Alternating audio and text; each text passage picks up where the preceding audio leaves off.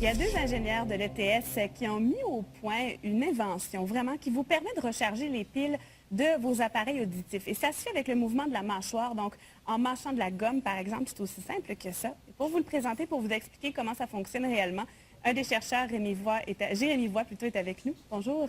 Bonjour. Alors, un projet qui est, somme toute, audacieux. Comment est-ce que ça fonctionne? Bon, alors effectivement, c'est un projet très ambitieux puisqu'on veut finalement fabriquer de l'énergie là où on en a besoin. Et dans la chaire de recherche industrielle en technologie intra-auriculaire que je dirige, on s'intéresse vraiment à finalement combiner ce que vous connaissez déjà, par exemple les prothèses auditives, mais également les bouchons protecteurs contre le bruit. Et puis également les systèmes de communication, parce qu'on a beaucoup de choses dans l'oreille, comme des oreillettes Bluetooth, etc. Et on s'intéresse à intégrer ça en une oreille bionique. Alors, il fallait l'alimenter, c'est la motivation première. Donc, on ne parle pas seulement d'appareils auditifs que certaines personnes âgées, par exemple, auraient. Ça va vraiment au-delà de ça. Je pense à l'industrie de la construction, par exemple, sécurité, des gens qui ont besoin d'entendre, finalement. Voilà, parce qu'en fait, la fonction combinée de cette oreille bionique, c'est finalement de protéger la personne tout en lui permettant d'entendre les signaux utiles, donc la parole, les signaux d'alarme, etc. Donc, effectivement, pour les travailleurs en industrie, c'est quelque chose de très important. On voit justement le fameux casque qui ressemble à un casque d'écoute, somme toute. Il y a une sangle qui passe sous le menton. Comment est-ce que ça fonctionne avec l'activation de la mâchoire? On va pouvoir créer de l'énergie? Exactement. Alors en fait, on s'est intéressé à toutes les sources disponibles dans l'oreille. Alors on a pensé par exemple que la chaleur pouvait être utilisée. On a pensé au mouvement dynamique de la tête, le fait que la tête bouge. Et puis finalement, on s'est rendu compte que ce mouvement de mâchoire, lorsque vous ouvrez la mâchoire, il y a vraiment quelque chose qui se passe dans l'oreille, un gros changement de pression et de volume. Et c'est ce qu'on a décidé de grappiller. Alors pour ça, on a utilisé ce qu'on appelle des matériaux piézoélectriques. Et on a fait deux prototypes. Alors ce que je vais vous montrer, c'est par exemple un prototype qu'on a fait avec un bouchon dans lequel on a mis ce matériau piézoélectrique entourant finalement le bouchon. Et donc lorsque je vais placer ça dans mon oreille, et je vais pouvoir effectivement déformer ce matériau-là, piézoélectrique, qui va générer un potentiel qu'on va pouvoir récupérer.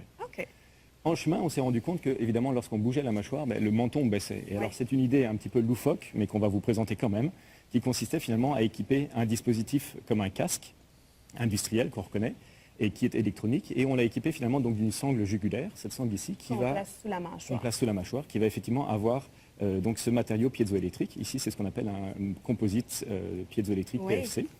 Alors, je ne vais pas faire le ridicule de me le mettre sur le visage, mais vous allez pouvoir voir qu'effectivement, lorsque je vais bouger la mâchoire et finalement déplacer mon menton, il va y avoir une petite énergie qui va être générée. Et si le caméraman peut faire un gros plan sur la petite lumière qu'on a à l'intérieur, on voit effectivement une petite lumière verte qui clignote à chaque oscillation. Donc ça, c'est la preuve qu'on fabrique de l'énergie par ce mouvement. Et ça va stocker pour recharger l'appareil. Et évidemment, donc là, c'est juste ce qu'on appelle une preuve de concept. C'était pour montrer le concept, l'illustrer. C'était surtout une publication scientifique qui a beaucoup retenu l'attention médiatique. Partout à travers le monde. Même. Voilà, c'était un journal assez prestigieux et puis l'éditeur en chef a trouvé que c'était assez intéressant. Donc c'était comme ça un petit peu que c'est parti. Et là, c'est assez massif quand même, ce casque-là. Je pense à monsieur, madame, tout le monde qui voudrait peut-être utiliser. Est-ce qu'éventuellement, vous voulez développer quelque chose d'un peu plus discret? Alors c'est tout à fait l'objectif. Là, c'était juste une preuve de concept pour montrer que sur des appareils que des gens auraient déjà, parce qu'on a pensé que finalement, beaucoup de gens qu'on veut protéger, on en a parlé tout à l'heure, vous avez dit les travailleurs qui sont dans la construction ont déjà des casques, par exemple, avec des sangles jugulaires.